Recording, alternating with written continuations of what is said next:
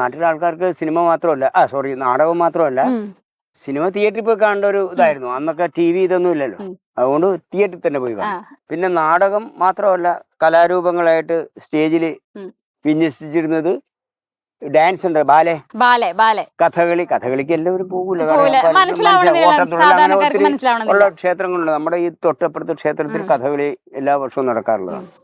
അപ്പൊ ഈ നാടകത്തിന് ഉള്ള വ്യത്യാസം, ഞാനും ഉൾപ്പെടെ നാടകത്തിൽ അഭിനയിക്കാൻ തുടങ്ങുന്നതിന് മുൻപ് സൈക്കിളിൽ ചവിട്ടി ഞങ്ങൾ 2 പേര് 3 പേരൊക്കെ ലോഡ് കയറിയിട്ട് കുറെ കിലോമീറ്റർ ദൂരെ പോയി നാടകം കാണുന്ന ഒരു കാലം ഉണ്ടായിരുന്നു. ആ നാടകത്തിന് അത്രയ്ക്ക് ഡിമാൻഡ് ആയിരുന്നു, അത്രയ്ക്ക് ഭയങ്കര. പ്രത്യേകിച്ച് നമ്മൾ പറഞ്ഞു കേൾക്കുമല്ലോ, ഇന്ന നാടകം ഭയങ്കര ഇതായിട്ട്. അപ്പൊ അത് കാണാൻ വേണ്ടി പോകും. ചിലപ്പോൾ വെളുപ്പിനൊക്കെ ആയിരിക്കും തുടങ്ങണത് നാടകം. കാരണം 1ഉം 2ഉം സ്റ്റേജ് അവർക്ക് ഉണ്ടാകും.